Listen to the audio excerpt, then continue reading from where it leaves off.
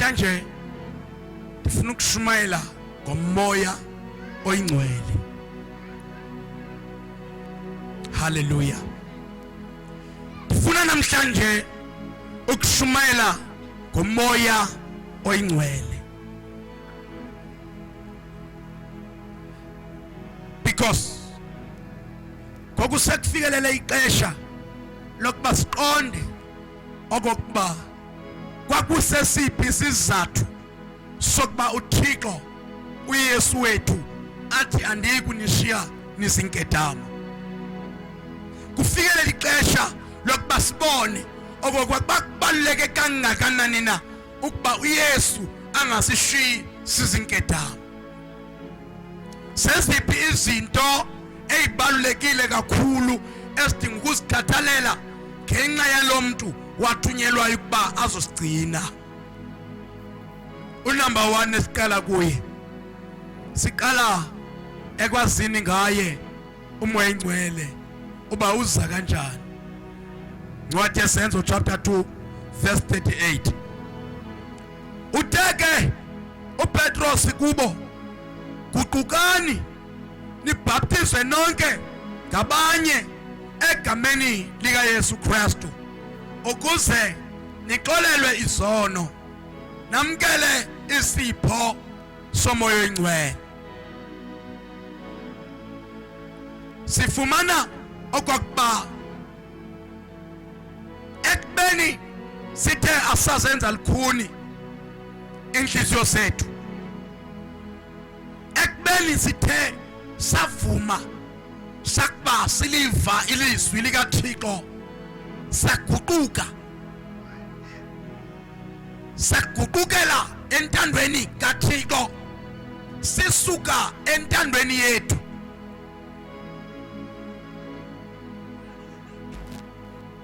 awukwazi ukukhamla amadinga kaThixo xa ungekaguquki.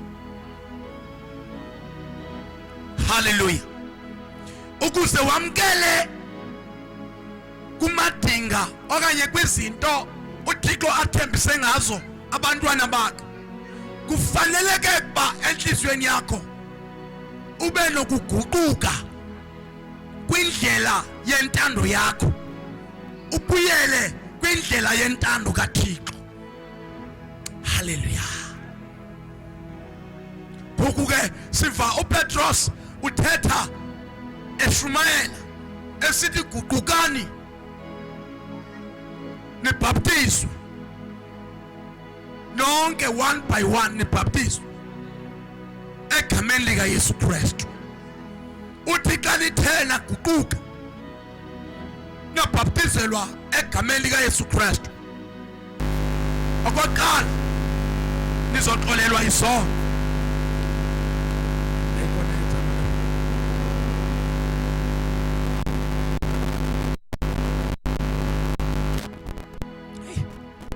Hallelujah. Ndiyaxolisa abangcwele, ngisafuna ndilungise ngandifumana ixesha. Ibanena thika ilanda ivele ifiospa. So now xa sithi siguquke sibuyele kuThixo, uThixo uyasixolela izono zethu.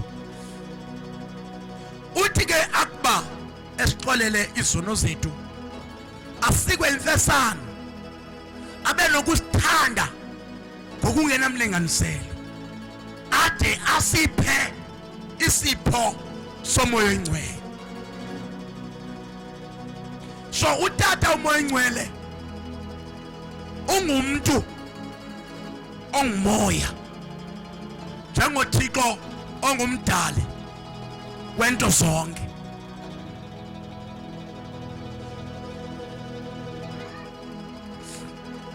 So xa sisamkela isipho somoya oyingcwele, samkela umoya, samkela into engeke siyibambe ngesandla. Uthi nansi, samkela into oyiva phakuwe ngaphakathi xa uyamkela. Into yokuqala xa ifika umoya oyingcwele umamkela, uphelisa nonsense. Once uqala ukwamkela umoya ingcwele, ingala nalana kuthiwa kukudlala iyaphela enhlizweni yakho. Uqala ukuba serious, uqala ukubuka izinto ngenye indlela ngoku, because kaloku ngoku umoya ingcwele uzawuthi akufika kuwe, afika kabe ngamehlo wakho kamoya. Uyeke ngoku ukubona izinto ngokwenyama kodwa uzibone ngokwakamoya. Umoya esimamkela esisipho emveni kokuguquka sakholwa kuYesu Kristu. Masiyapheka kwincwadi kaYohane chapter 14 verse 16. Ngoba sithe sakuba sixhamla kula madinga, kwabonakala into yoba uThixo uyayithetha uYesu lena ngokucacileyo, ngokuba wayesazi okokubana xa ezobashiya abafundi bakhe bazoshiyeka beziva bebuhlungu kangakanani na.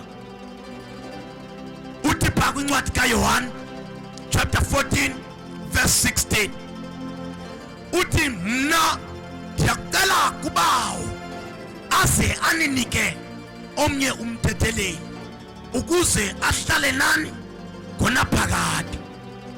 Akusho ukuthi lo moya oyingcwele osimnikwa simphiwa ngokuba esisipho uzohlala nathi khona phakade. Akusho ukuthi uhlala nathi de kufika ixesha lokuba sidlula apha emhlabeni, umoya ingcwele ehleli nathi. Hallelujah. So njengoba ehleli nathi, udinga okokuba sithethe naye, siphinde simamele nakuye xa ethetha nathi. Ukuze sikwazi ukuthetha nomoya ingcwele, sidinga ukuphuma kwanyama, ngoba umoya ingcwele ungumoya.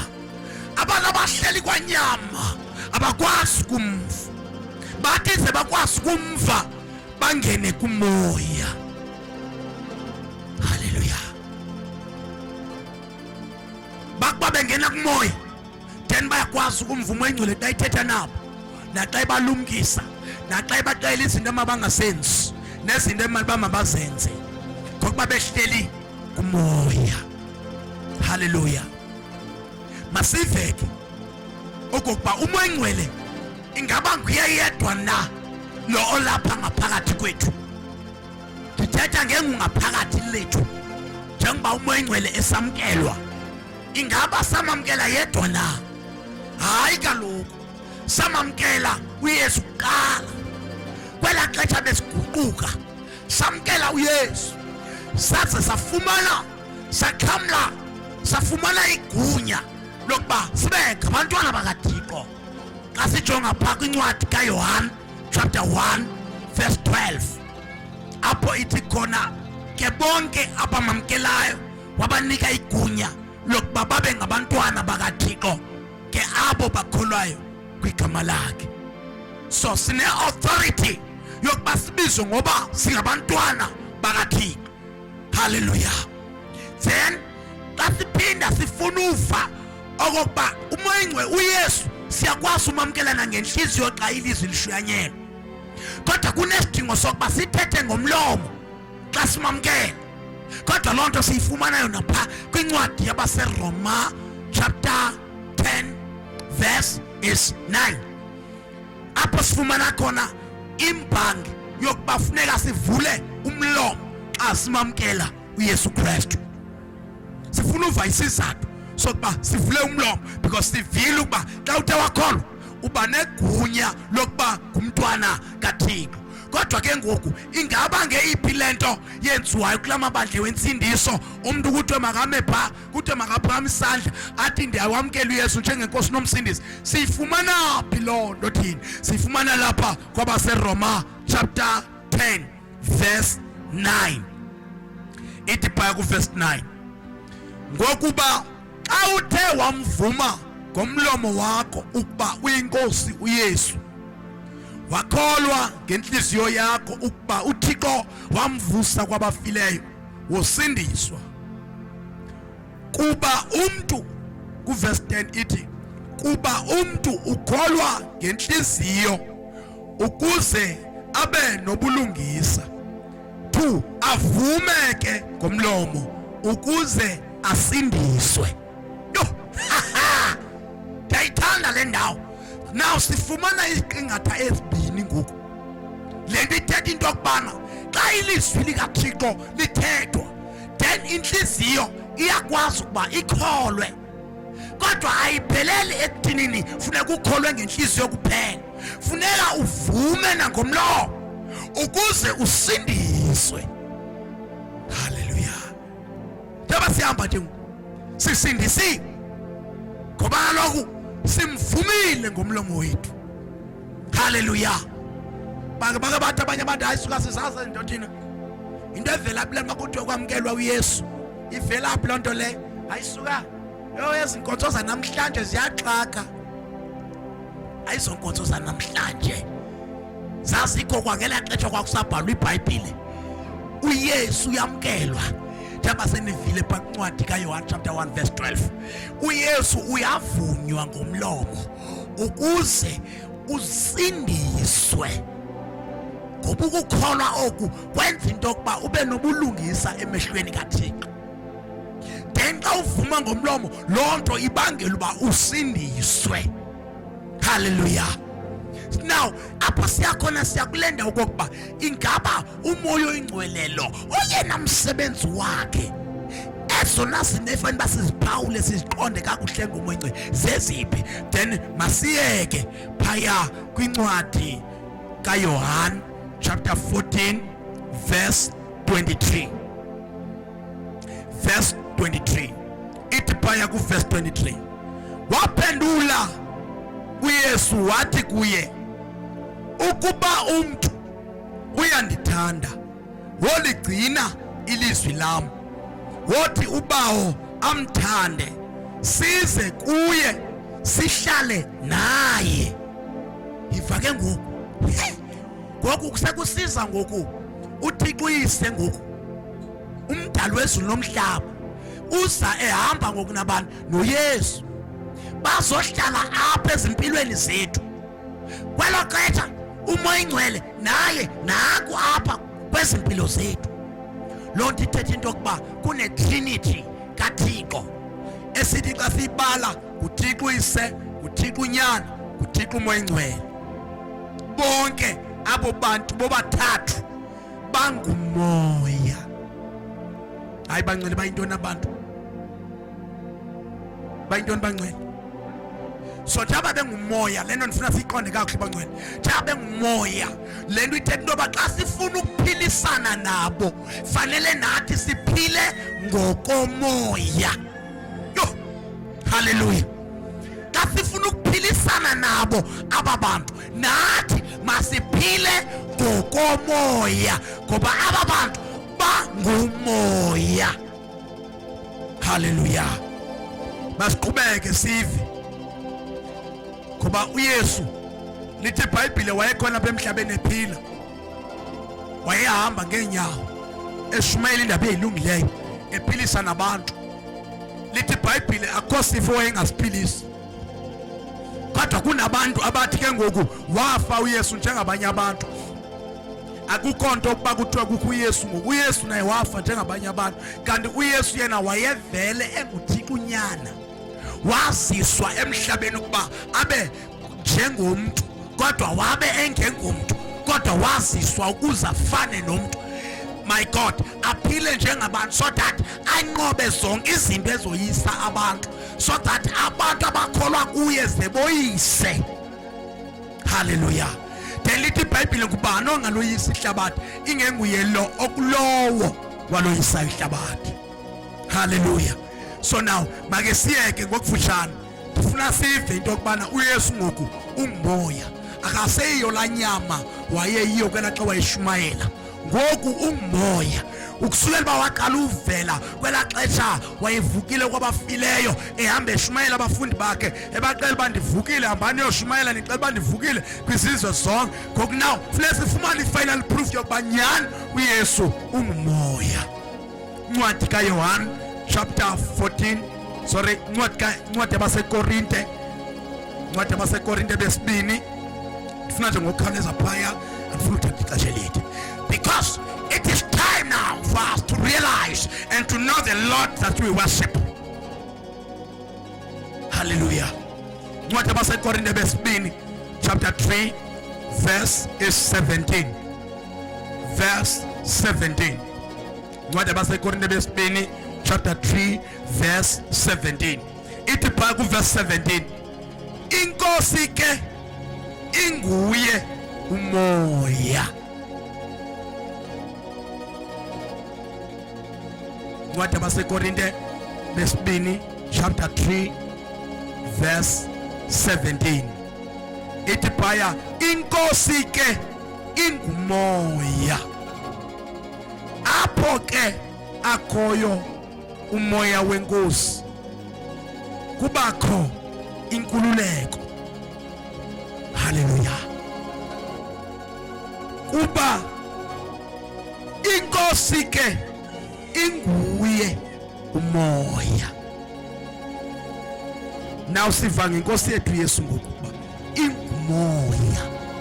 Yabantu abasikhonza uYesu nje sikhonza umoya. Hayini bazalwane. Hallelujah. Sikhonza umoya. Sikhonza ongabonwayo ngamehlo enyama. Simkhonza ngomoya. Sikhonza bani? Umoya. Simkhonza ngabani? Ngomoya. Which means sikhonza inkosi yethu uYesu engumoya. Sikhonza ngomoya oyingcwele. Hallelujah. We need to understand these things because there are times where sometimes you can't pray. But you need to know one thing, that inkosi naphi lapho ukhoyo ikhona ngokomoya. Hallelujah. And ukubangaba uyathandaza enkosini iyathandazeka xa uyithandaza ngokomoya. Yo, uthixo uthe ndithetha ngomoya namhlanje. Hallelujah. Now, lithi iBhayibhile mali iqhubeka phaya sike sikhaleze ngokufishane pha kwincwadi yezenzo chapter 2, because I want us to know a secret. Ndifuna sazi imfihlelo zomoya, because ngaphandle kwemfihlelo zomoya esibhaliwe la eBhayibheleni angeke siqiniseke okokubana sikuye nyani na umoya. Ngoba nekusithi xa kuvela umuntu esithi ayi wena awukho kumoya, nawe uphelelwe ngamandla ucinga banyana awukho kumoya. Hallelujah. Kanti ka umazi umoya okuye, noma abantu bangakudiscourage, noma abantu bangakuphelelisa, wena uzothi ndiyamazi endihleli kuye. Hallelujah. Glory to God. Make siye phake kwincwadi yezenzo chapter 2. Incwadi yezenzo chapter 2 siye nje pha ku verse 3. Incwadi yezenzo chapter 2 verse 3. Ithi pha ku verse 3, kwabonakala kubo ilwimi ezabekayo ngathi zezomlilo, lwaolo lwahlala phezu kwabo bonke ngabanye, bazaliswa bonke ngumoya oyingcwele, baqala ukuthetha ngalwimi zimbi njengoko umoya wayebanika ukuba bathethe baphimisele. So now kama amagama ke ndifuna size kule ndawo. Kwabonakala ilwimi ezabekayo. So now ezilwimi ezabekayo jaba bethandaza, abanye babethandaza ilanguages zabo, kodwa kwathi xa kufika umoya ngoku wonke umuntu watshintsha ilanguage athandaza ngayo manje, wathetha enye ilanguage. Oh hallelujah. Babeqhubeka babethandaza bebonke, kodwa sekufika umoya oyingcwele manje lethi iBhayibhile yatshintsha igiya yokuthandaza. Baqala bashakarandiya ngoku, baqala bathetheza amazulu ngoku. Makarata bako sherebiha leprokolida bako shereve hedesh maripa korodosha. Ngoba lithi iBhayibhile baqala uthetha ngalwimi zimbi, okusho ukuthi kwilanguages ababethandaza ngazo umoya wabayekisa ngokuba bathethe ngazo, bathetha ngezinye ngoku ilwimi. bathetha ngezinye ngoku ezintsha. Hallelujah. Lethi ke iBhayibhile phakuncwadi ndifuna sibe ne-clear minded kancinci kule ndawo, because amabandla amaninzi ayalwa kakhulu ngale ndawo le. Njengoba kukhona amabandla nabantu abangathethi ngeelwimi ezintsha, ayalwa kakhulu lo mabandla lawo, athi ajongelwa phansi ngamanye amabandla la athetha ngeelwimi ezintsha. So ndifuna ke usike singene kancinci in details, then singene kancinci in details. Ndifuna ke siqale phaa kuverse 2. Ithi phaa kuverse 2, kwasa ngequbuliso kwaphuma ezulwini isandi esinjengomoya. Incwadi yeSenzo chapter 2 verse 2. Kwasa ngequbuliso kwaphuma ezulwini isandi esinjengomoya ovuthuza ngamandla, sayizalisa indlu yonke ababehleli kuyo. Kwabonakala kubo iilwimi ezabekayo ngathi zezomlilo, lwaolo lwahlala phezu kwabo bonke ngabanye, bazaliswa bonke ngumoya oyingcwele, baqala ukuthetha ngalwimi zimbi njengoko umoya wayebanika ukuba bathethe baphimisele. Then masiye ke ngoku kule explanation ndifunayo ke ngoku le yenza kuphikiswane. Ithi ke ngoku phaa kuverse 7, masibe siye phaa kuverse 7.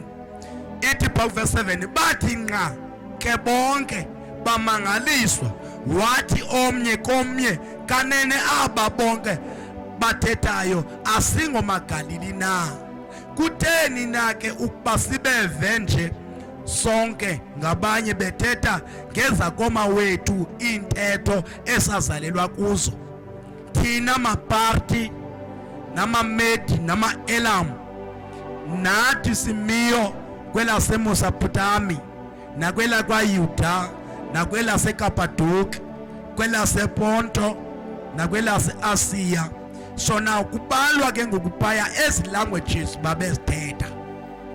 Babethetha isiParthi, babethetha isiMedi, babethetha isi-Elam, babethetha isiFrigi, babethetha isiPonto, babethetha i-Arabic language, babethetha nesiGrike. Zii-languages ababezithetha bezinikwa ngumoya uba bazithethe. Yinto engumzekelo wokokubana njengoba silapha eGoli ngoku, uthi ufika apha eGoli namhlanje, xa kuthandazwa apha akufikele umoya ingcwele. Xa ifika umoya ingcwele ngamandla akhe phezu kwakho, uthi kwayixetha isitswana ungasaziyo usuke uthetha isitswana. Yaba into enjalo le xa isenzeka. Uyaqala ufika namhlanje kunabantu ekudala bekhona la, but uma ufika namhlanje umoya ingcwele xa ifika ngamandla phezu kwakho uvele usuke utshintshe uthethe ngoku, udumelise kasitswana, ubuye kasitswana yano. Bakuve ngoku xa udumisa sowusithi umrena wamarena, urhosi yathi rhosi, uphaheme gawunawo tshwana le wena, ga yo tshwana le wena, umodimo wa modimo, urhosi yathi rhosi, ualpha le omega, you are the beginning and the end. Sonto o thomile o bua ka Setswana, and yet batho ba ba go tsiba gore wena ha o Motswana, o a thoma ka jeko go fitla mo Limpopo, mara ba go tla no sonto o bua ka Setswana. Sebe kuvutela ngesitswana ngoba engayazi uba isitswana usifunde phi ngosuku olunye, because usinikwa ngoku ngumoya oyingcwele. Naba bantu abapostile bathetha kanjalo ezi languages. Lithi iBhayibhile bazange bazalelwe kuzo ezi languages babethetha, kodwa basuke basithetha ngoba umoya wayebanika uba basithethe. Nathi asizazi ilanguage asizile esikolweni, kodwa sisuke sithi basiva amandla. Siqale sitsho lebrakadida moshaliva haradash, makalibra koshaleva haradash, rima katapabo shaliva haradash, makorata bako shaliva haradash, marosa leva haradash. But something enfuna ukuthi uyinote la, ukuthi abanye babethetha ngesiPonto, abanye babethetha ngesi-Elam, abanye babethetha ngesiMedi. Lokho kusho ukuthi xa abantu bethetha ngeelwimi abanikwa umoya ingcwele, omnye uzoba xa ethetha uzomvena opha, omnye xa ethetha umvena la, omnye xa ethetha umvena mama. Oh Jesus, omnye xa ethetha umvena ra, because these are the different languages. Languages ezingafaniyo. Hallelujah. But bonke bayinikwa ithethwa, banikwa ukuba basithethe kumoya. Kungcono ndingcali mina ndizithetha zonke. Hallelujah. Uthixo wanika uba ndizithethe zonke ngoba wathi ufuna ndifundise abantu bakhe about the deepest ngobunzulu bemfihlo zikaThixo. zomoya. Hallelujah. Abatana ngeselam uzobava bethi lelida makalila bo salevelende le bahala la bahala. Lelita laba kolabana liba laba kula laba salaba laba se maliba la koto liba hala bakata kota abateta es sescred uzobava bethi prokorika prokorada raba korada bakaradesh ruraka pakaradesh mborokoto korotoria tarabakata rabasa kota bateta is pamphile uzobava bethi lipapa silipa lipapa likapai lipai sipai sipai melipai endipai kenza umzekeli wento ephilayo. Now ndiyikhupha lapha eBhayibhelini ndibeka lapha esihlangalaleni ngo ukuba sonke siyibone, because ilizwi likaThixo liyaphila, but kuxhomekeka ukuba ulikholwa kangakanani na ukuba libe active. Hallelujah. Sizo ke bangcwele esi sizo esi wathi omnye utata yena ufuna uzivethetha ezilwimi zalapha eSouth Africa. uthi onye utata ngapha eKapa eqala ufika pha wathi xa ifika wawelwa moya ingcwele wathetha ngeAfrikaans. Uthi ke ngoku naye ufuna uba athethe ke ngoku mhlambe kanye lo Afrikaans okanye ngenye nje ilanguage kwelanguage zalapha. Ndithi mina umoya soza kunika le nto ifunwa nguwe, uza kunika le nto ifunwa nguThixo ngawe. Niyabona bangcwele basifika lapho ifuna ke ngoku sibeke phansi competition ngoku, asamkela izinto ngokwentando yethu. Siyacela kodwa akwenzeki ngokwentando yethu, kwenzeka ngokwentando kaThixo. Awukwazi uthi mina ndifuna ukwamkela izilwimi zesiNgesi, hayi mina ndifuna ukwamkela izilwimi zeAfrikaans, hayi mina ndifuna ukwamkela izilwimi zesiTswana, because these are the languages, but the languages that's overseas. Bakhona nangoku abantu abazithethayo apha eTVini kukhona ichannel kuthiwa into le channel bubani uyivula le lisoloko ithetha indaba kwale channel iloko ithetha indaba pha. Nathi manje ndithanda ngenye imini iyekele into banifika uvule le channel ithetha indaba inento engathi nansika apha ngathi ishield apha ecaleni apha ezantsi so le ndano ba impuma kapa ne ineloko lapha ezantsi xa kuthetha indaba impuma kapa apho kuvela khona kakhulu abantu kuthiwa amaSulumane, abantu bamhlophe banxibe izanto zimhlophe ezingathi zigaweni yekela la minqwazi yeke yiyo le impuma kapa. So now abantu kuthiwa amaSulumane ke ndinixelele le language bayithethayo yile yenye yezi language ndizibalayo apha le bayithethayo bathetha ilanguage ebizwa ngoba yiArabic. Yabona ndibangcwele izinto zomoya ziyaqhaka. Into ezakwenzeka la uzosala mawungafuna ujoin, because now uThixo uthatha yonke laa nto yayisenzeka overseas uyibeka apha eAfrica. uThixo ngoku he is raising a new standard in the congregation of Christ. uThixo usithatha la usibeka la asithathe la asibeke la ngokolwazi, because now we need to know, we need to have a clear mandate about izinto zomoya, so that singathi sisithi sifuna usetyenziswa ngumoya sizibhaqe sesimelana nomoya. Hallelujah. Because umoya xa ifika yena siyadlula eBhayibhelini manje bese senza ukuthanda kukamoya. Esisithile uThixo besithethe lapho kwexesha sithandazayo asikho lapha eBhayibhelini. Hallelujah. Kodwa sinqinelwa eBhayibhelini. Esithile uThixo besithethe lapho asikho apha eBhayibhelini kodwa sinqinelwa iBhayibheli. So now izinto zikamoya sizibona ngokuba sithi noba senzeka sibonakala zintsha apha kuthi kodwa sibe nobungqina obukhoyo eBhayibhelini. Hallelujah. So ngamanye amagama ndingatsho ke bangcwele ndithi let's grow.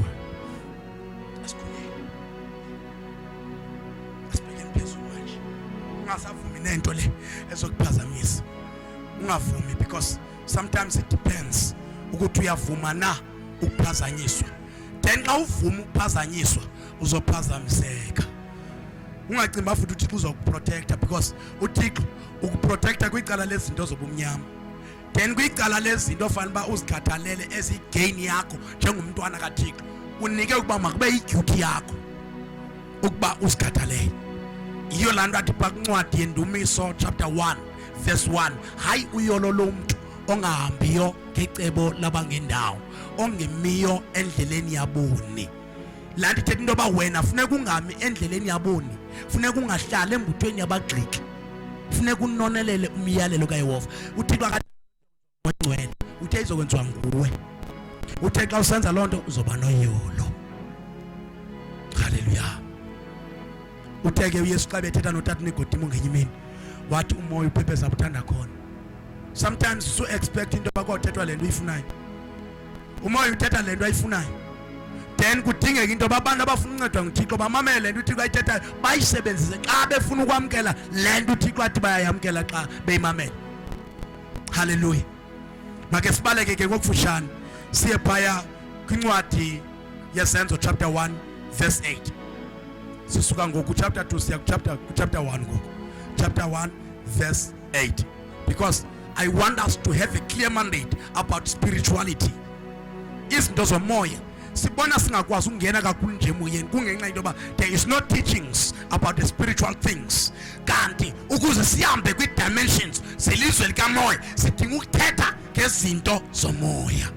Sityutye emajukujukwini sizulazule ngaphakathi ezitratweni zomoya, sikhangele sibone uba zeziphi into ekuthiwa soziqhamula ukuze sikwazi ukuziqhamula. Awukwazi ukuqhamla into ongayaziyo. Ncwadi yeSenzo chapter 1 verse 8 ithi phaya kuverse 8, niyakwamkela ke amandla akubona ukuba umoya oyingcwele uhlile phezu kwenu, nibe ngamangqina am eYerusalem kwanakulo lonke elakwayuda nelaseSamariya kude kuse nasekupheleni komhlaba. Haleluya. Loo nto ichaza into yokubana xa umoya oyingcwele sesimamkele kunamandla esiwamkelayo. Samkela umoya oyingcwele ehle phezu kwethu, xa sigqiba umamkela umoya oyingcwele then bese kuba namandla phezu kwethu. Amandla kamoya oyingcwele abe phezu kwethu emveni kokwamkela umoya oyingcwele. Then lithi iBhayibhile ke ngoku ekubeni sesimamkele ke ngoku umoya oyingcwele kufuneka sibe ngamangqina. Nantsi ndifuna siyibambe kule ndawo, njengoba sinalamandla la ahlileyo emveni kokufika kukamoya oyingcwele, funeka sibe ngamangqina kaYesu. Haleluya. Asingomangqina wobuxoki, asingomangqina we-communities, asingomangqina womasipala, singamangqina kaYesu. Haleluya. Okusho ukuthi yonke into esiyithethayo inoYesu phakathi, yonke into esiyenzayo inoYesu phakathi. Uthi ubeyaqonda into yoba ke loo nto ayifuna babamba ke ispirit uncwele straight, usingcwele kodwa ubuqonda uba phaa phakathi uthetha ngoYesu. Kumntu odibana naye ufumana ichance uthetha ngoYesu, uyambuza uyamazi uYesu, hey uYesu uyasindisa, uthetha ngoYesu, ungqina ngoYesu. The more ungqina ngoYesu, then spiritually okanye ngowasemoyeni kune-upgrading, kunokunyuselwa okwenzekayo, kune-developing, kune-achievement, kunento uThixo ayenzayo, kunento uThixo ayenzayo yokuthatha la kubeke lapha aphinde akuthatha akubeke lapha according to indlela otestifya ngayo ngoYesu. Lithi iBhayibhile utata uStefani wayebhizi ethetha ngoYesu, wathi ebhizi ethetha ngoYesu eqhubeka ethetha ngoYesu. Lithi iBhayibhile baqala abantu bamvukela bamonyanya ngenxa into yoba wayethetha ngoYesu, baze bathatha amatye bamgibisela ngamatye. Kodwa lithi iBhayibhile uStefane zangayeke ukuthetha ngoYesu, wasuke wathatha amehlo akhe wawabhekisa phezulu ezulwini, wathi akujonga ezulwini wathi ndibona amazulu evulekile, ndibona nonyana womntu ehleli ngasekunene kukaThixo. Haleluya. Izimo esidibana nazo asitsho ukuthi asiyeke ukumthandaza. Izimo esidibana nazo asitsho ukuthi asiyeke ukungqina ngayo. Fanele singqine noba kukuhle, siphinde singqine noba kukubi, siphinde singqine noba sishaywa, siphinde singqine noba sithandwa, singqine noba singathandwa, singqine. Hallelujah. Our God is God who is ready to establish the blessing that he spoke about kubantu abalenzayo ilizwi lakhe. Ngokukhawuleza make sibaleke siye phaya ngoba abangcwele andifuna uthatha ixesha lide la. Siye phaa kwincwadi kaYuda ngasemva phaa, incwadi kaYuda chapter 1, because these are the very much important standards. Ngaphandle kokuzazi izinto zikamoya ukuba zihamba phi, zimele phi, zibheke phi, zitshone ngaphi, angeke ufikelele kule ndawo ufuna ufikelela kuyo noba uyakhala ngenhliziyo yakho. But kunento ebizwa uba ama-principles, kunezinto ofanele uzazi before uthandaze ngazo ukuze ukwazi ukufikelela kuzo. Nikhumbule, into ongayaziyo awukwazi ukuyithandazela, kodwa into othe wayazi uyakwazi ubona ukuthi le idinga ndiyicelele kuThixo, le idinga ndiyibongele kuThixo. Uyithandazela ukulandelela indlela oyibona ngayo. Nezinto zikamoya zidinga ukwendlalwa ukuze elowo azazi uba makathandazele ntoni kuThixo uba makamncede. Hallelujah. Ncwadi kaYuda chapter 1 verse 20. Ithi phaya ku verse 20, ke nina zintanda zakheni elukholweni lwenu olungcwele kanye nithandaza nikumoya. Ke nina zintanda zakheni elukholweni lwenu olungcwele kanye nithandaza nikumoya oyingcwele. Hallelujah. Kamemagama lento engumthandazo, it's our lifestyle, indlela yethu yokuphila. Umthandazo indlela yethu esiphila ngayo njengamaKristu. Njengoba senishilo lithi iBhayibhile la, nithandaza nikumoya oyingcwele. Why itsho njalo iBhayibhile? It is because le nkosi esiyithandazayo ingumoya. So now lithe iBhayibhile kulezi verse esuka kuzo, uThixo ungumoya, ke ngoko abamnqulayo kumele bamnqule ngomoya nangenyaniso. Hallelujah. Ke nina zintanda zakheni ukuzakha elukholweni olungcwele kukuba uhlale ngokuzigada. Umoyingcwele ukugade kwirow yakhe, umoyingcwele ukugade for icala lakhe, kodwa kunesidingo sokuba nawe funeka uzigade. Uzigada enini na ke wena? Uzigada ebantwini abahlebayo awungeni, uyazigada uba ungangeni. Uba ungangeni ebantwini abahlebayo kuba wena uzigada. Ebantwini abagxekayo awungeni, uyazigada wena uba ungangeni. Ebantwini abafuna ubulala abanye abantu awungeni, uyazigada wena ukuba ungangeni. Ebantwini abaqumrha ngokuba mabaphelisa amakamva abanye abantu wena awungeni, uzigada wena ukuba ungangeni. Ngoba naw lithi iBhayibhile zakheni nina ayithanga umoyingcwele uzonakha nina. Yiva uthe zakheni, uthi ke nina zakheni elukholweni lwenu. Ukholo lolwethu sizakha thina elukholweni lwethu olunjani? Olungcwele. Yes, then phaya uThixo usinika iduty yokuba ibe sithi abazakhayo elukholweni lwethu olungcwele. Ithi kodwa ke kanye nithandaze. Incwadi kaYuda chapter 1 verse 20. Incwadi kaYuda chapter 1 verse 20. Apho ithi khona ke nina zintanda zakheni eluthandweni elukholweni lwenu olungcwele kanye nithandaza nikumoya oyingcwele. So now ndithetha ke ngokuzakha. Xa uzakha yonke into engathi ayidibana nokungamhloniphi uThixo uyasuka kuyo, ngoba kaloku uzakha elukholweni olungcwele.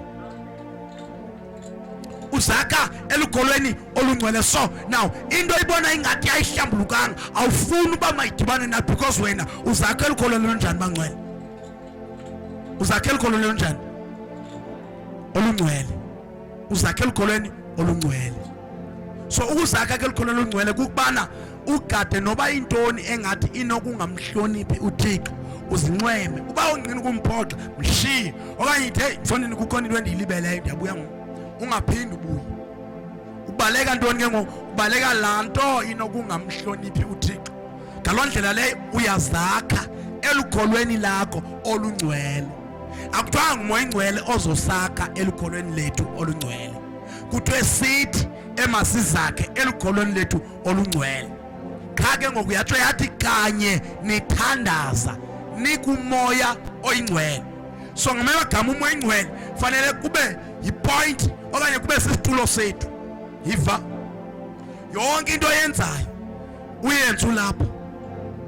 Lo ngumoya oyingcwele lo, ngumoya oyingcwele lo. Ke ngoku umbhali uthi apho zakheni elukholweni lwenu olungcwele kanye nithandaza nikumoya oyingcwele. Okusho ukuthi nanku umoya uza kumoya uhlala kuye. Uhlala kubantu bangcwele, uhlala kumoya. Njengoba uhleli kumoya ke ngoku uyazakha ke ngoku.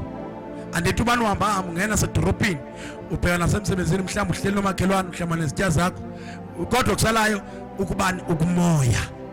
Njengoba ukumoya ke ngoku uphezu kwi-process yokuzakha elukholweni lakho olungcwele. So in other words, baninzi abantu ozodibana nabo ingengobantu abathunywe nguThixo. Sometimes ingabantu abathunywa nguSathane, bona mhlambe bengazazi. Nimamele bangcwele, before siba accuse abantu ngokuthakatha, before siba accuse abantu ngokungalungi, before siba accuse abantu ngokungabikho right, sidinga ukuzijonga thina, because olona thaba luxabanisa umuntu noThixo uSathane. Ke ngoku wena xa ufuna uzakha uyaphuma ebantwini uzakha wena ngoku. Xa uzakha lento ingathi ayimhloniphi uThixo uyabhekela kuyo. Xa ubona ngathi usondela kwenye engamhloniphi uThixo uyaphinda uyabhekela, because now uzakha elukholweni lakho olungcwele. Then kwexethu uzakha ubona ba hayi ndine distance kule azinibambi zonke, akhona enye endichaphazelayo. Emveni koko uyathandaza ke ngoku bawo ndincede ndipha amandla bawo wokuba ndikwazi ukuba ndingachaphazeleki zezinto zingakuhloneliyo.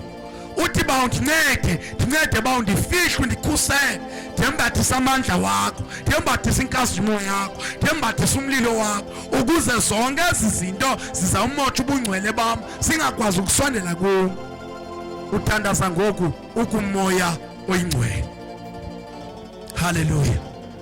Because our God knows, uyazi uThixo ukuba ngaba bubunzima obunjani esijongene nabo apha emhlabeni.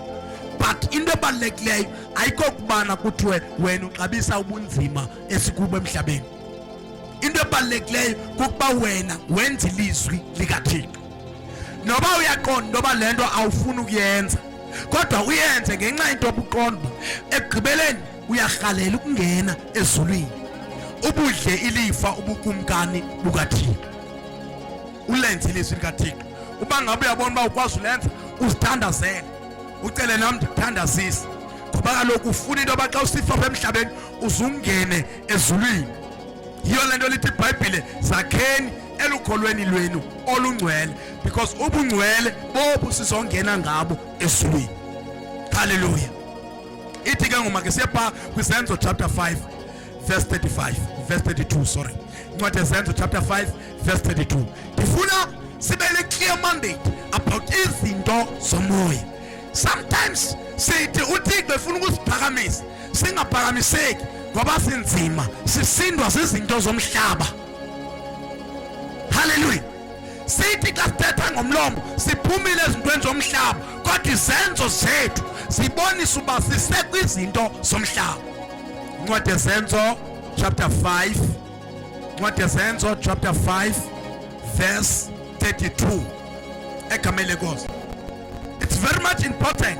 Impilo ayiphilayo apha enkonzweni yiphile naxa usendlini yakho, uyiphilela wena kuThixo. uThixo ubona kwindawo zonke. Le ndlela uphila ngayo yiba honest apha kuwe, unyaniseke. uyazi into yokuba uba ngaba kukhona indawo osenzisa ngayo uzenzisa uyazikhatha wena. Hallelujah. So now uzikhatha wena kwawuthi ngexesha ekufanele ungene ezulwini ungakwazi ungena, kanti kungenxa into yoba wena wawasta ngexesha lokunyaniseka kwakho ngoku wawusesemhlabeni.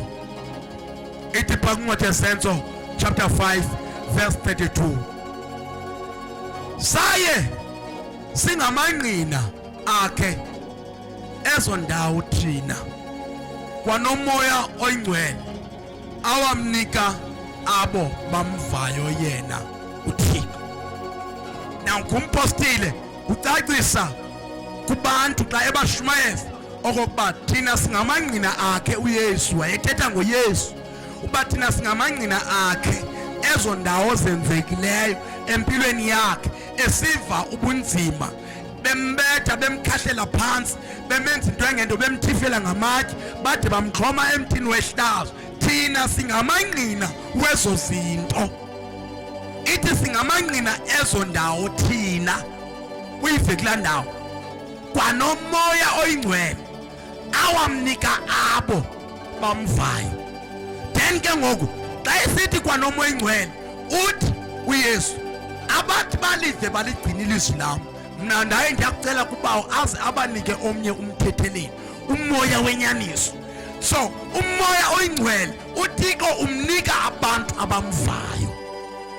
Nathi into esinote kule ndawo, uba awumameli uThixo, uba awulenzi ilizwi likaThixo ngale ndlela uThixo athi lenze ngayo, awukwazi ukuxhamla kwizinto zikaThixo. Abantu abaxhamla because uthe uYesu lo undithandayo mna woligcina ilizwi lawo. Then wothi ubawo amthande, xa emthanda kusho ukuthi uzoxhamla kwizithembiso ezithethwe nguYesu ke ngoku. So now lithi iBhayibhile apha nomoya oyingcwele sikwangqina nomoya oyingcwele. Sithetha ngomoya oyingcwele uba naye umoya oyingcwele ukhona uyasebenza, siyangqina ngayo.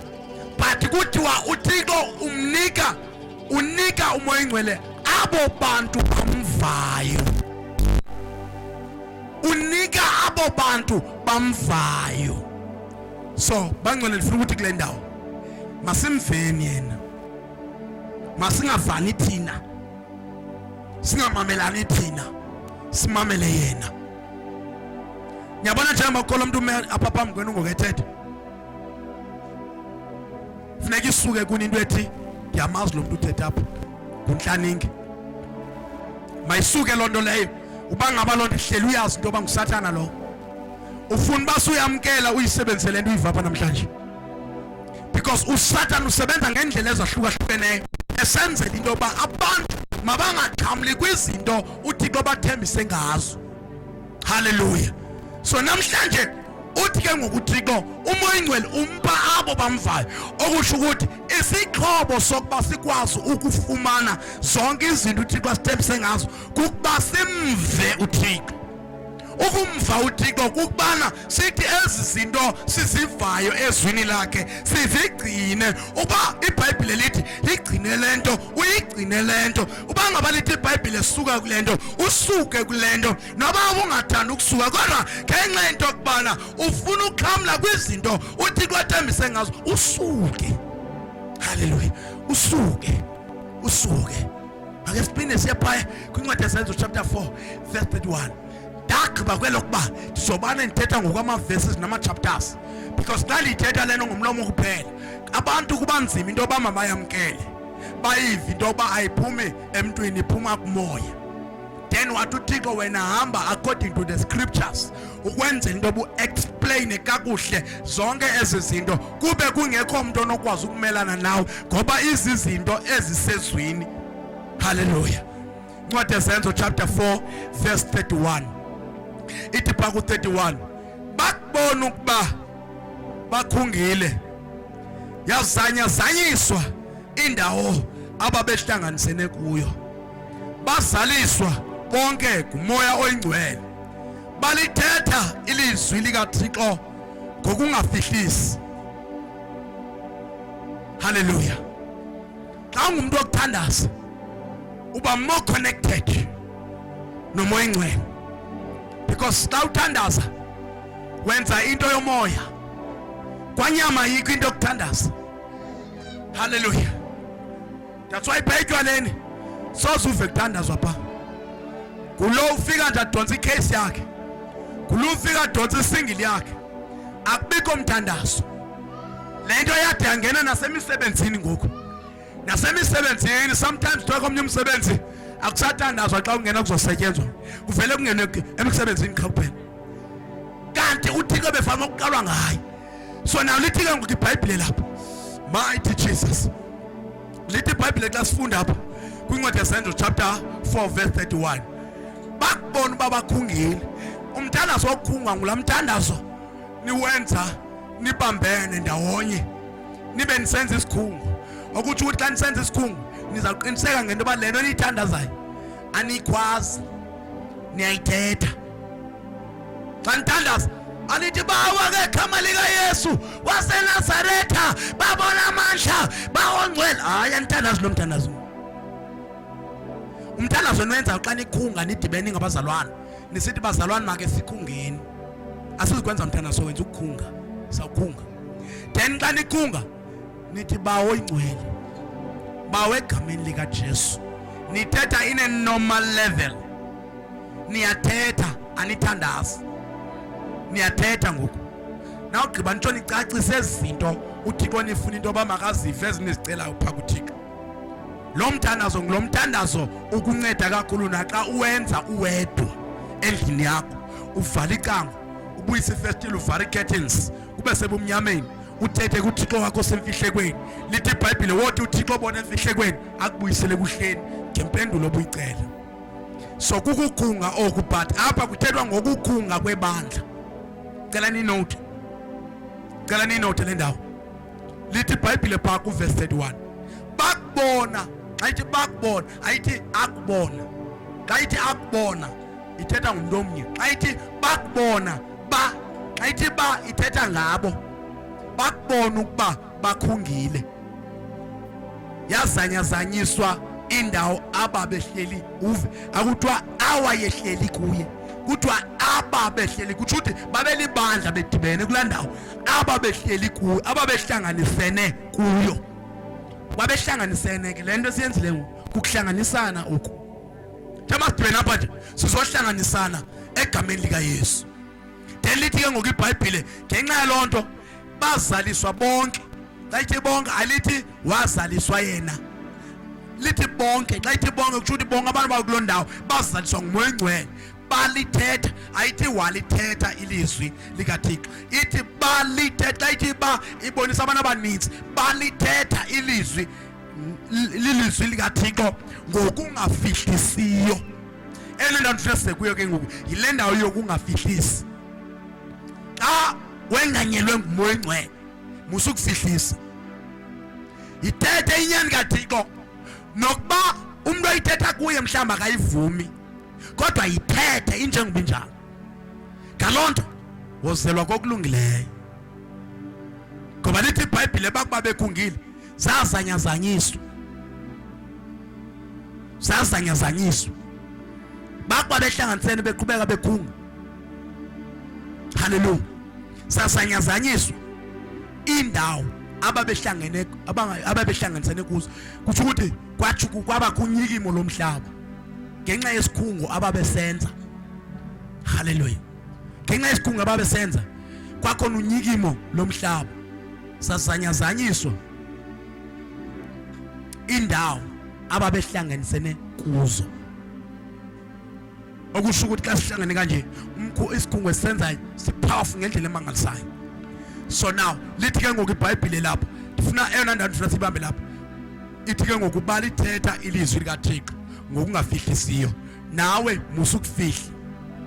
Xa umzalwane wakho ephazama mxelele qha kakuhle ngenhlonipho bamzalwane hayi kaloku ayiyo le.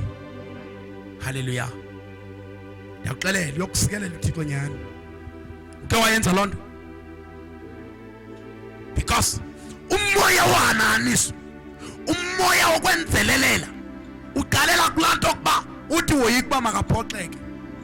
Uthi hayi ndoyika umphoxa. Woyika umphoxa ntoni? Inyanzelelo ithethayo. Mxelele ukuze ayazi uba ikho right le nto ayenzayo. Mlungisi mhlawumbe yena akaboni ngale ndlela wena ubona ngayo. Mlungisi makayale umxelela ube futhi ungazujika ngenxa yale nto ayithethayo. Ume wena kulaa nto uyithethayo endaweni yalo usuthi hayi masasiyeke ukuba ke intalent ndithetha ngalo lilizwi likaThixo etsho njalo. So now into endizonqoba ngayo ke bangcwele kukuba nithethe izinto ngokwezibhalo ukuze wonke umuntu oniphikisa angakwazi ukuniphikisa. Thethani ngokwezibhalo. Uba ngabe uthi ayenziwa lento athi yena hayi suka wethu bakhona nje nabanye abantu abayenzayo lento uthi kodwa ilizwi likaThixo lithi kwincwadi kaSibanibani verse Sibanibani ayenziwa lento ithi ayenziwa lento. So uthi ke ngwena ayenziwa lento. Hallelujah. Then nyani ayenziwa lonto. Then lapha ke ngoku nixelelene ngalonto then kwanyanzeleka into makasuke okanye angasuke kodwa wena into efuna ukuyibambe nathi ke ngoku funeka wena ungamgrudge ngenxa yokuba engasuki kulento. Funeka wena ungamzondi ngenxa engasuki kulento. Funeka ungamenzi into engento ngenxa engasuki kulento because kwa wena uke wenza ezo zinto ezo uphumile ebungcweleni. Hallelujah. Once wenza ezo zinto ezo because now sifuneka siphile ngokuncancazela simoyika uThixo. Unqwenela into yokuba ingaske bonke abantu bangaye babone ngale ndlela umoya umbona ngayo uThixo bamoyike ngale ndlela umoyika ngayo. Umoyika uThixo kukuba woyika izinto lithe iBhayibhile zakwenzeka ebantwini abangamoyiki uThixo nabangamhloniphiyo. Hallelujah. Konke uThixo uthi masithethe ngokungafihlisi. Le ndawo yokungafihlisi ke inzima ngoba kaloku yohlukanisa abantu bevana yohlukanisa abantu bezalana. Le ndaba yokungafihlisi yenza abantu bezalana baphinde babulalana ngenxa yokuba inyani ile abulalisa uStefan. Wayithetha uStefan nyani lithi iBhayibhile bagcwala ngumsindo banabushushu obukhulu ngokomsindo. Lithi iBhayibhile bamtsikilizela amazinyo. Ungayexpect uthandwa ngenxa yokuthetha inyani. Funeka uyithethe usazi ba ingakubethisa le nyani uyithethayo. Ungaphindisi thetha inyani okubethayo ukhetha ubaleka. Ubaleka nto mazalana ngenyawo sebenzisa inyawo ubaleka umuntu xa ikubetha kodwa ungathinji inyani ngenxa uzamela ukubathandanani okanye vanani okanye sikohlukana lomndeni wakho okanye emsebenzini ufuneka uthandwe. Umzekelo phakuthi khona abantu phakuthi sasebenza so bright kuthiwa yeke le nto sabushumayela lapha nathi mina as long as umoya ethi ndithethe ngizothetha ngoba lo mhlaba ume kuwo kwa wena ngokaThixo. So now uThixo wathi masivakalise umhlaba wonke. So kusemhlabeni kaThixo apho lokho kuthe sivakalise kuwo. So kufanele balivakalise davukalise egameni likaYesu.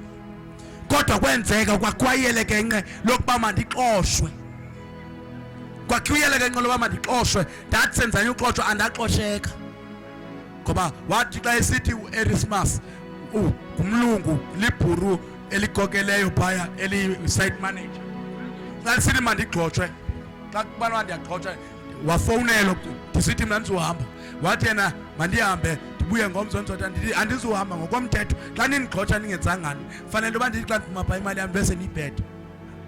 Bathi bona hayi ayikwazi ukwenzeka loo ndathi ke nama ndikwazi ukuhamba bandiyeka ndahlala ngoba yayilaa nto ithi ngokomthetho yi-unfair dismissal.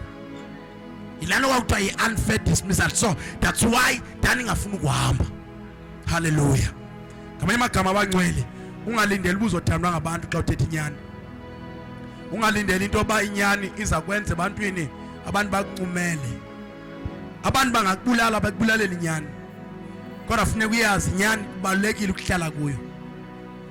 Inyani funeka sihlale kuyo nayo ihlale kuthi ngoba inyani yiyo eyenza umoya ingcwele angasishiyi.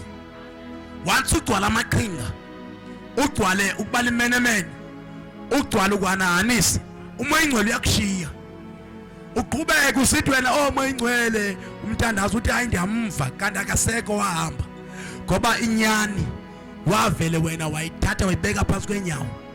Uyayazi xa ungafuna usebenza inyani xa ungafuna ukusebenza inyani loo nto ithetha into yokubana wena kuthetha ngamagama wena kusho ukuthi wena ubaleka ukwenza le nto uThixo athi yenze, and le nto uyibalekayo ukuba uThixo athi yenze ubaleka ukuthi wenze ilizwi kaThixo. uThixo ke sithi yenza ilizwi lami, wena uthi awulenzi. So xa uthatha inyani uyibeka ngaphansi, which means wala ukwenza le nto uThixo athi yenze. Hallelujah. So ngamagama lawo sizama ukuthi bangcwele inyani masiyithethe ngokungafihlisiyo, singavumi ukususwa enyanini. Abanenzi bebeyiphila inyani, bebehlela enyanini, kodwa xa kunamhlanje abasaphila enyanini, basuka enyanini ngenxa yento yokubana uSathane wathumela abantu abathile ukuba mabasondele kubo ngenjongo zokuba makabasuse enyanisweni. Inyaniso yiyo eyenza sihlale sikumoya oyingcwele. Inyaniso yiyo eyenza sithi xa sithandaza kuThixo, uThixo asive kukuba sithandaze ngokunyanisekileyo. Hallelujah. Masikhawuleze ke siye phaa kwincwadi yabasekorinte bokuqala chapter 3 verse 16. Because now ndifuna sithethe ngale ndawo. Xa ngabe uphila ngokwenyaniso kufanele wazi imfanelo zomoya, uphinde wazi imfanelo zamalungelo ngokwasenyameni. So sake singene kancinci kuloo ndawo ke ngoku izinto nje kufanele uzi-avoide. Incwadi yabasekorinte bokuqala chapter 3 verse 16. Ithi phaa kuverse 16, anazi na ukuba niyitempile kaThixo. Verse 16, anazi na ukuba niyitempile kaThixo. Kutsho kuthiwe question mark phaya. Umbuzo wesibini uthi anazi na ukuba umoya kaThixo umi ngaphakathi kwenu. Umbuzo wesibini lo. Ithi ke ngokupha unumber 3 iyathetha. Ithi ukuba umuntu uyayonakalisa itempile kaThixo, uThixo womonakalisa lowo. Kuba nina niyitempile kaThixo, niyitempile kaThixo engcwele. Ninjalo ke. Hallelujah. So now nasi indawo kufuneka sibambe zona kule ndawo. Umzimba wakho ayingumzimba wezinto ezingekho right, ngumzimba wezinto ezi-right. So fanele ungavumeli noba intoni uba yenze ngomzimba wakho, because umzimba wakho uyitempile kaThixo. Okusho ukuthi uThixo uthi xa isohlika phezulwini afike lapha kuwe. Ngamagama le mizimba le sizindlu zikaThixo umoya oyingcwele. Sizindlu zikaThixo ezi. Incwadi sindawoni, incwadi yabaseRoma, incwadi yabasekorinte, incwadi yabasekorinte bokuqala. Yes, chapter 3 verse 16. Yes, okay, that. Yes. So now uyabuza pha imibuzo mibili. Anazi na ukuba niyitempile kaThixo.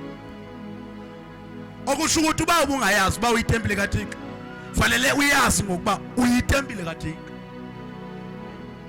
Uthi kumbuzo wesibili, anazi na ukuba umoya kaThixo umi ngaphakathi kwenu.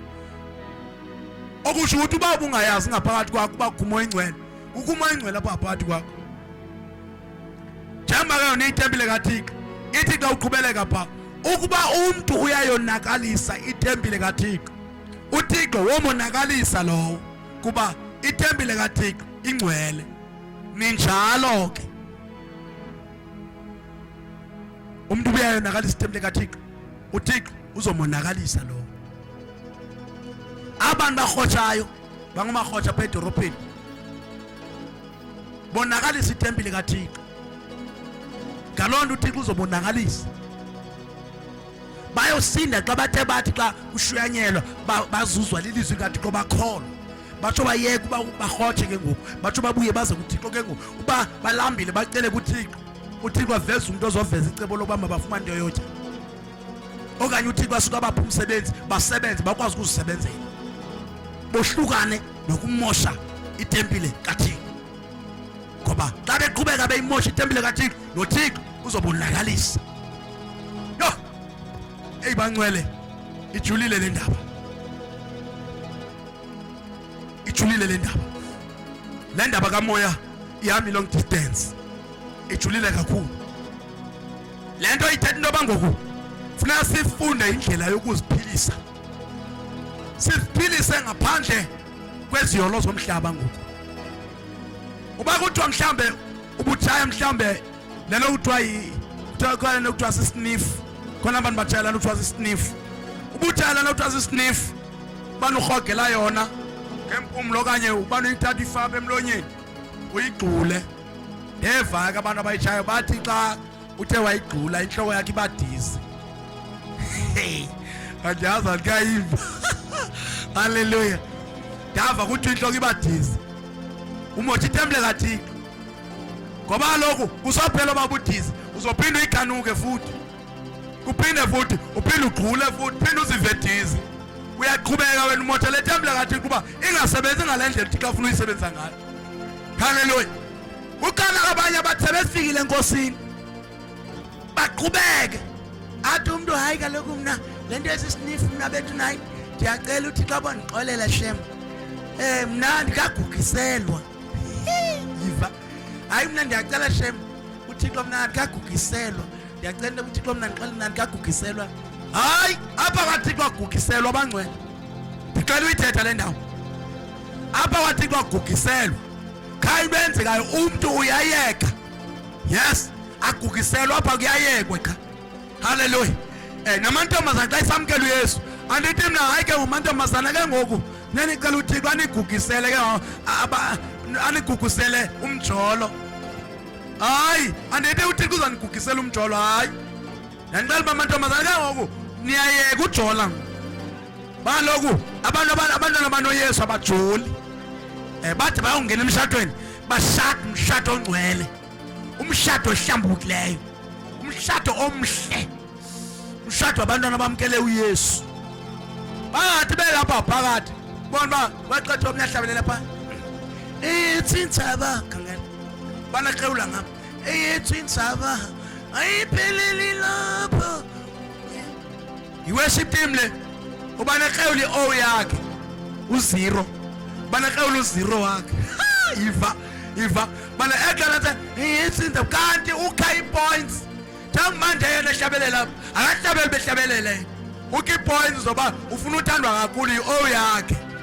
haleluya apha enkonzweni azikwishama nabasethu abantu abasha asinashama lapha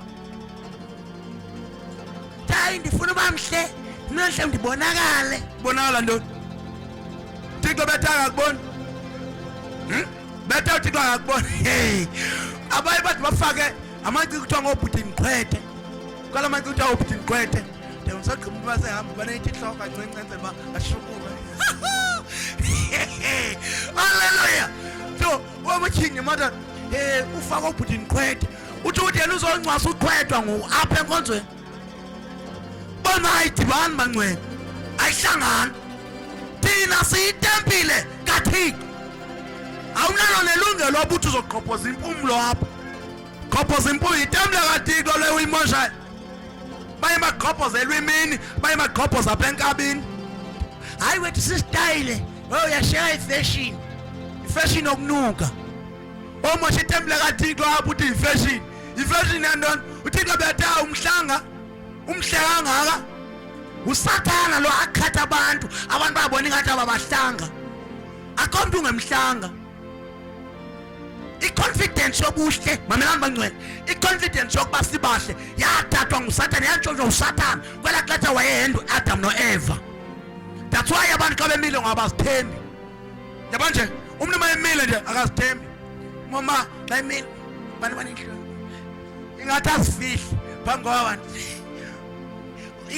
ngenxa into yoba uyoyika into yoba bantu mhlawumbi bazawuthi mbi hayibo awumbanga udalwe uThixo ngendlela yakhe umhle kanti ba umbi apha umnotho umbi umuntu othunywa usathana ufuna umuntu obeyaxoka ya uyaxoka vele akekho umuntu ombi kuThixo bangcwele lento yento mbi nonto ungekho mbi iphume ebantwini ngoba abantu begcwaliswe umoya kaSathana ayikho lonto ngoba sonke singumfaniselo kaThixo uba umuntu uthi omnye umuntu mbi, uba umuntu uthi omnye umuntu mbi, kuthi uthi lo muntu uthi uThixo mbi, ngoba singumfanekiselo kaThixo.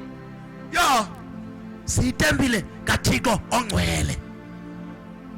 Abanye baqhophoza nengono ezamabele, baqhophoza yo, emadoda konakele emhlabeni. Kwaflete wangubangcwele sizabela ukusigada ngoba hey, indlela konakele ngayo. Hayi tata, ndiyabona nami apha ko YouTube xa ndijonga apha. Hayi konakele. Konakele kakhulu ngoku. Hayi kuthe chatha unyukela ngoyisinga linyukele ngoku. Umuntu ufuna qhaphuza phela imini. Xa ihleka bene ahleba se. Ufuna ukuthi kuvelele latsika, vele nova bene. Hallelujah. Yo, hayi bangcwele. Hayi. Thixo uyanqanda namhlanje. Uyanqanda uThixo wethu. Siyitempile kaThixo ophilileyo. Okay, masiziphatheni kakuhle. Siziphatheni kakuhle, sizigada. Sizigada zonke izinto engathi zidemonic ezi. Singafuni sizibhebhethele pha. Sizibhebhethele pha, sizibhebhethele. Singavumi ngoba ezinto sifakwa kancinci kancinci. Kancinci kancinci, and then uSathana wenza inani labantu abaninzi. Ibe leli nani lenza into ezingekho right.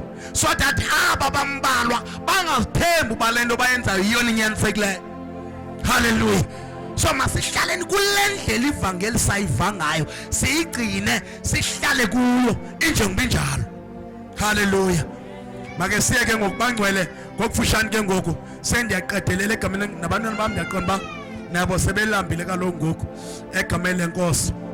Ndicela yosike siye phaya kwaba se Korinte, kwaba se Efese, sorry, kwaba se Efese chapter 4.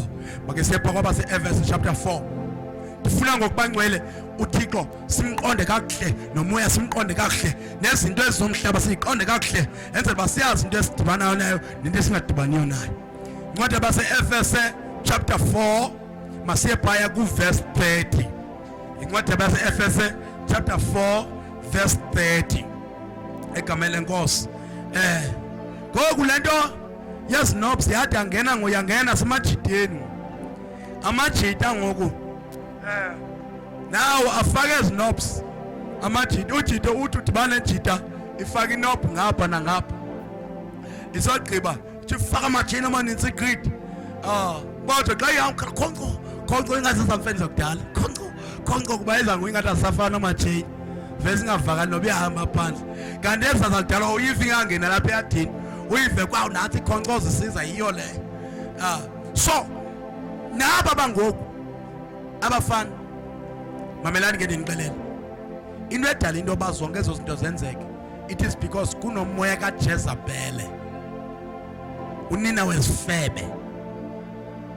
Nguye lo ohlohla umoya ukuba abantu mabazenze bondi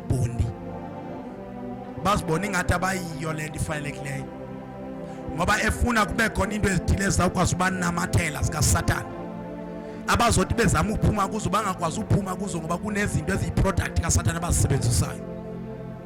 Hallelujah. Ndicela ke singene kule ndawo ke ngoku, incwadi yabase Efese chapter 4 verse 30 ethi ke ngoku phaya, kananjalo musani ukumenza buhlungu umoya oyingcwele kaThixo, enathi kuye natywinwa naqiniselwa imini yenhlambululo. Yena ndifuna sibambe pha kulaa ndawo ethi musani ukumenza buhlungu umoya oyingcwele. Kungenxa into yoba kaloku umoya oyingcwele wathunyelwa uba azosigcina, asiphathe kakuhle, asigade njengoba nathi sizigadile, asikhusele kwizo zonke izinto zobumnyama zikaSathane. Ke ulithi iBhayibhile masingamenzi buhlungu umoya oyingcwele kaThixo, kuba xa sithe samenza buhlungu uyasishiya. Once umenze buhlungu umoya oyingcwele uyakushiya. Into ke menza buhlungu umoya oyingcwele kukuba uthi ulazi ilizwi likaThixo ukuba lithi musa ukwenza kanje wena wenze, then umoya ingcwele imenza buhlungu loo nto. Haleluya. Enye indawo emenza buhlungu umoya ingcwele kukungabi nawo le nto ebizwa ngoba luvelwano.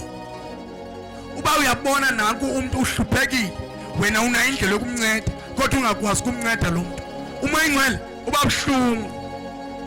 Ngoba uThixo wenze ngabomu into bakubekho abantu abanezinto nabantu abangenanto, ebesazi uba wenzela ntoni. Wenzela into yoba aba banento sebabe zii-blessers kwaba bangenanto, aba bangenanto bacele kwaba banezinto. Yonke le nto uThixo uyenzele into yoba ubudlelwane babantu ze bungapheli, ngoba abantu badalwe nguThixo ngokomfaniselo baThixo bonke. Haleluya. uThixo usidale ukuba masifane naye, sifana noThixo, singumfaniselo kaThixo, asidingi wahlukahlukana. kuThixo ayikho le nto yomTswana, kuThixo ayikho le nto yomXhosa, ayikho le nto yomZulu, ayikho le nto yomSuthu, ayikho le nto yomVenda, ayikho le nto yomTshangana, ayikho loo nto kuThixo. kuThixo singumfanekiselo kaThixo sonke qha ngokufanayo. Haleluya. Singamethi buhlungu umoya ingcwele, masibe novelwano omnye komnye, silungisane kodwa kakuhle. Khona abantu abathi xa bezama ulungisa uthoba lo muntu yakudlakathisa ukuhla enhloko, ayondlela iright yokulungisana leyo. Ufaka inkani umuntu olungisa kanjalo. Kanti xa ufuna uba umuntu makalunge kufuneka le nto uyithethe ngomoya wentobeko, ubonakale unomnqweno ukuba ingaske angabona ngale ndlela umbonisa ngayo. Yiyona ndlela yokubonisa umuntu ngobulala. Loo nto bubulala. Le nto ithi xa umuntu umbonisa ube nalaa mnqweno ukuba ingaske ayibone ngale ndlela ube nendlela ezithile omcacisela ngayo kuba ufuna udeske ayibone ngale ndlela uyibona ngayo. Ibubulali loo nto igama layo. That's why Yesu kubafundi bakhe wayebashumayeza kodwa wayebane ebashumayeza ngemizekeliso, ngoba wayenobulali. Wayeshumayeza abantu abaziyo uba banenhliziyo ezilikhuni ekunzima ukukholwa. Yiyo le nto wayebanisebenzela imizekelo, wayesenzela uba xa bengacacelwa yile nto ayithethayo bacacelwe ngokwemizekeliso. Haleluya. Masingamenzi buhlungu umoya ingcwele kaThixo. Masibalekise phaa kwincwadi kaPetros, incwadi kaPetros wesibini phaa ekugqibeleni ngakwabaseRoma phaa ngakwabaseYepere phaa ngasemva. Incwadi kaPetros wesibini ive yabhalwa nje kaPetros wesibini, then saya phaa kuchapter 1 verse 21. Sendiyaqedelela bangcwele, ndiyacela nibekezele. Incwadi kaPetros wesibini chapter 1 verse 21 ithi phaya, kuba akukhanga kubekho siprofeto ngokuthanda kumntu, bathi abantu bangcwele bakaThixo bathetha beqhutywa umoya oyingcwele. Then ngabantu abathi bangcwele bathetha ngokuqhutywa umoya oyingcwele. Then xa uyithetha loo nto ukuba ungcwele uthetha ngokuqhutywa ngumoya oyingcwele, loo nto ithetha into yobana ke ngoku uyaprofetha wena ngoku, because uthetha into engaziwayo ngabanye abantu. Uthetha nawe into ebingakhange ifike kuwe, esuke yafika ngalo mzuzu ngale minute wayiprofetha ukuba ungcwele. Uthetha ngokuqhutywa ngumoya oyingcwele. Ngaloo ndlela leyo ndizama ukuthi ke ngoku i-confidence yakho mayibuyele back. Thetha izinto ungena kuthandabuza.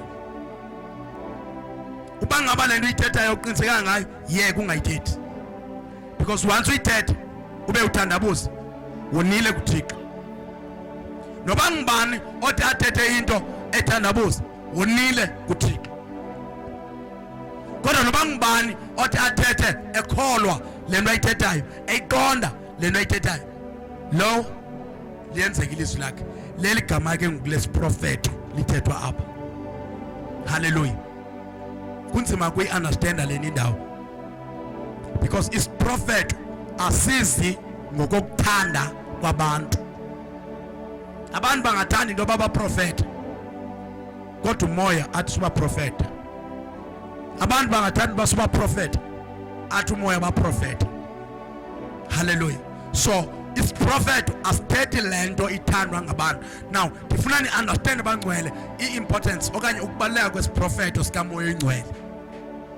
And nithambe, ndanicela bangcwele, nithambe. Xa uThixo esithi thambani, because abanye benu bangangakwazi uzamkela ezinye izinto ngenxa into babemelana nesiprophet. Then lithi iBhayibhile ningazenzi into engento is prophet. And ibandla elingenabo abaprofeti alinamehlo, ngoba abaprofeti ngabo abanikwe amehlo ukuba bakwazi ubona ngaphambili apho ibandla lizanqwaleka khona. Kwiintshutshiso zonke esike sabanazo apha ebandleni uThixo wasithetha before, ndasixelela ibandla ndathi bazalwane kukhona iintshutshiso ezikanje ezizayo, kukhona impixano ezayo enje ezafika apha ebandleni. Yathi yakufika naba abazalwane beni bathembile banijikele. Demandoda eshathalazi ukungamameli isiprophet ku dangerous, because isiprophet asiphumi emntwini, siphuma kumoya oyingcwele. Hallelujah. Nowangibani oprofetayo emekule ndawo lo muntu usuke ethetha inhliziyo kamoya oyingcwele. Udinga into yoba mayithotyelwe lona ayithethayo, kwenziwe lonto uThixo athi mayenziwe ngeso siprofeto. Hallelujah. Masigqibezele pha kwincwadi kaYohane chapter 4 incwadi kaYohane chapter 4 verse 24. Incwadi kaYohane chapter 4 verse 24. Siyaqhubezela manje sesiyavala. Mali prokolida bahades rimakoto shelive hades. Incwadi kaYohane chapter 4 verse 24. Ithi pha ku verse 24. uThixo ungumoya, abo ke bamnqulayo bamelwe kukumnqula ngomoya nangenyaniso. Now besisiva pha ngaphambili ukubana inkosi ingumoya, kodwa ngoku siva ngoku into yokubana uThixo ungumoya. Ngicela lini nothi kakhulu bangcwele asibalekile and asifumaneki nje and asibaleke kakhulu esi. Okokuqala besiva inkosi uYesu ba ingumoya, ngoku siva okokuba uThixo ungumoya. Incwadi kaYohane chapter 4 verse 24. uThixo ungumoya, abo ke bamnqulayo bamelwe kukumnqula ngomoya nangenyaniso. So now njengoba uThixo engumoya, xa simnqula uThixo senza lento okuthiwa kukumthandaza. Xa simthandaza fanele simthandaze ngomoya oyingcwele, simthandaze ngomoya. Ayini bangcwele, simthandaza ntoni? Ngomoya oyingcwele. Then njengoba simthandaza ngomoya oyingcwele nje, enye into efanele sithi fahla funeka kube yinyaniso. Ithi bamnqula, abamnqulayo bamelwe kukumnqula ngomoya nangenyaniso. Okusho ukuthi funeka ibe ngumoya oyingcwele kunye nenyaniso. Ungonqini ukuthetha iziphoso zakho kuThixo, ungonqini ukuvuma iziphoso zakho kuThixo. Ngaloo ndlela leyo unyanisekile. Then xa unyanisekile, laa moya ukunika ukunyaniseka ngumoya oyingcwele, kulo uthandaza ngayo, kulo ukwenza uthethe lento inyanisekileyo. That's why isithi umbhalo nithandaza ngomoya, bamelwe kukumnqula ngomoya nangenyaniso. Hallelujah. Akudingelekanga abantu bathi banomoya oyingcwele kodwa bangayithandi inyaniso. Hallelujah. Sizinto ezikhoyo ezo siphila phakathi kwazo. Bathi abanye abantu bathi ayisuka mina umfundisi uNtlaninge uyandibhora. Lokho ethetha ngenyaniso inyaniso yantoni? Sinomoya oyingcwele sonke mos ukuthi sinomoya wenyaniso. Elo xesha bahlele emaqhingeni. Kanti njengobe lapha nje, kanti njengobe lapha enkonzweni nje, uyaqhubeka apha uyakhonza njengobe eqhubeka ekhonza nje, kanti pha endlini uvalele ikrexhe pha. Uvalele ikrexhe pha. uzothi apho unomoya wenyaniso uthandaza ngomoya wenyaniso kodwa uvalele iqeqe phendlini sogqiba athi angavumi into yokubana makuthethwe ngenyaniso kugxininiswe enyanisweni. Mamelani mangcwele, uSathane nekhabhinethi yonke kaSathane ayidibani nenyani. Once uthetha inyani uyabamesa, which means uzama uxabana nabo once uthetha inyani. So umuntu ongenaye uThixo umbona ngongafuna uyamkela inyani. Umuntu onoThixo umbona ngokuyamkela inyani. Ongenaye akayamkeli, onayo uyayamkela. And xa irongo uyazibona avume. Nawe bengaziboni xa ethe waxelelwa uyakwazi ukuzibona avume. Lo muntu bomqaphela unoThixo lo. Kukhona abantu abangekalamkela izwi kaThixo kodwa banoThixo. Hallelujah. Balinde nje nethi usuku lokuba kushiyanyelwe kuloo ndawo bakuyo bamkele uYesu. Finishing njalo. Kunabantu uThixo sebabalile kulo nyaka siyaku babazosindiswa. Abathi xa kuthethwa ngoThixo ngoku bangakhomenti bahloniphe kanti uThixo babeke into bakulo nyaka kuzayo bamkele ilizwi likaThixo. Because yonke into yenzeka ngoweplan kaThixo. Hallelujah. Sigqibeliseke ngaleni verse ncwadi kaPetros chapter 3 kaPetros chapter 3 verse 8. Ncwadi kaPetros chapter 3 ncwadi kaPetros chapter 3 verse 18. Apho ithi khona phaya khulani ke elubabalweni nasekuyazini inkosi yethu umsindisi uYesu Kristu. Kuye makube luzuko nangoku kuse nakwimini engunaphakade. Khulani ke elubabalweni nasekuyazini inkosi yethu. Okusho ukuthi eyona nto efanele siyidige, eyona nto efanele masiphenye kukuyazi inkosi ngaphezu kwendlela esiyazi ngayo manje. Ungadinwa uzamela ukwazi uba yinto enye malunga nenkosi efanele mandiyazi. Yinto yenye engayazi efanele mandiyazi ngenkosi. Uzamela ufuna ukwazi yonke into ngenkosi yethu Yesu Kristu.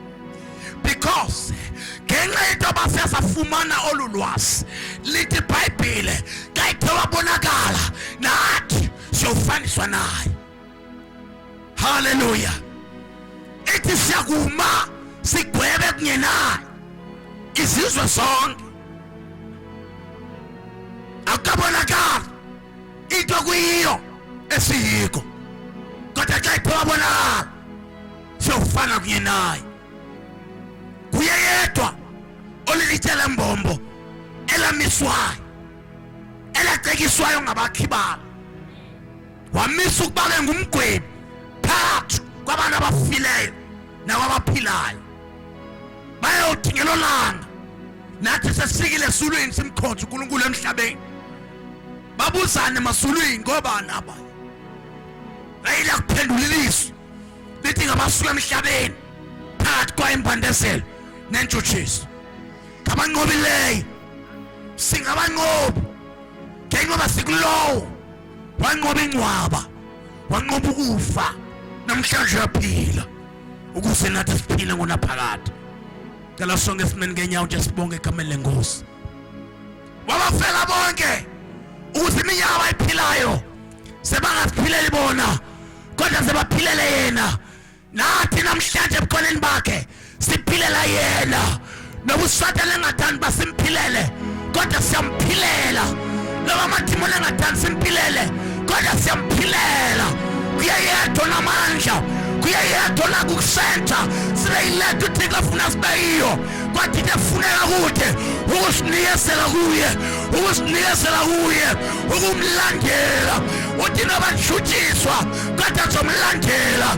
Noba isimo sinivukela kodwa somlandela. Noba bengangithandi somlandela.